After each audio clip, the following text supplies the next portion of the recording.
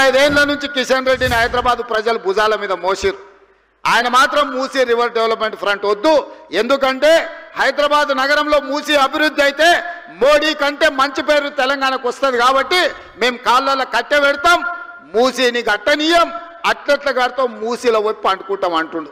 నువ్వు మూసీలో పండుకున్నా, మూసీలో మునిగి మీరు ఆత్మహత్య చేసుకున్నా ఇక్కడ ప్రజలు మిమ్మల్ని పట్టించుకోరు. కిషన్ రెడ్డి గారు, మీరు నిజంగానే మీకు చిత్తశుద్ధి ఉంటే మోడీ దగ్గరికి వెళ్ళి కేంద్ర ప్రభుత్వం నుంచి ఓ 25,000 కోట్ల రూపాయలు మూసీ రివర్ అభివృద్ధి కోసం నిధులు తీసుకురా.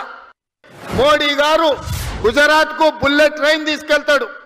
మోడీ గారు గుజరాత్కి సబర్మతి రివర్ ఫ్రంట్ కట్టుకుంటాడు.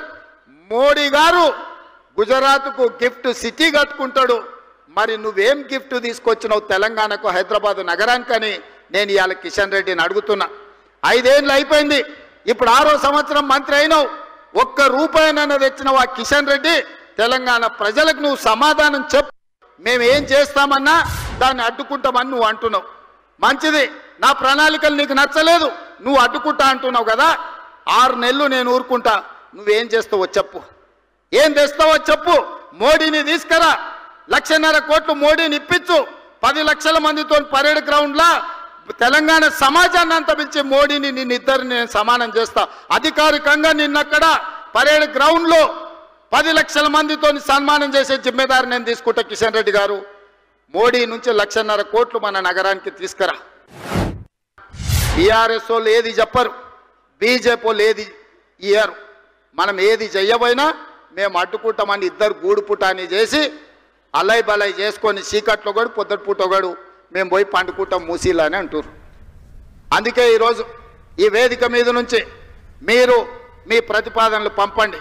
నేను మా ఉప ముఖ్యమంత్రి బట్టి విక్రమార్క గారికి, శ్రీధర్ బాబు గారికి, పొన్నం గారికి, ఎందుకంటే ఒక ఆయన హైదరాబాద్ ఇన్ఛార్జ్ మినిస్టర్, రెండోగారు రంగారెడ్డి జిల్లా ఇన్ఛార్జ్ మినిస్టర్, మూడోగారు ఆర్థిక మంత్రి, ఈ ముగ్గురితోని నేను ఒక మంత్రివర్గ ఉపసంఘం వేస్తున్న ఈ వేదిక మీద నుంచి మీడియా మిత్రులారా రాసుకోండి. అఖిలపక్ష సమావేశాన్ని మా ఉప ముఖ్యమంత్రి గారి నేతృత్వంలో అఖిలపక్ష సమావేశాన్ని ఏర్పాటు చేస్తాం. బీఆర్ఎస్ వాళ్ళు వాళ్ళ పాలసీ డాక్యుమెంట్ తీసుకొచ్చి చర్చించండి.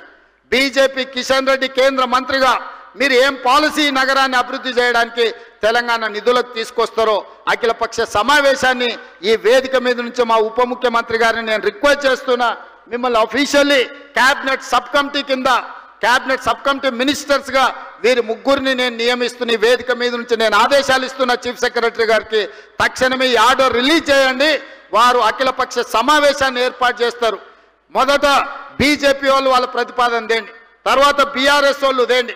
అదేవిధంగా తెలంగాణను అభివృద్ధి చేయాలనుకున్న మేధావులు కూడా మీరు సూచనలు ఇవ్వండి.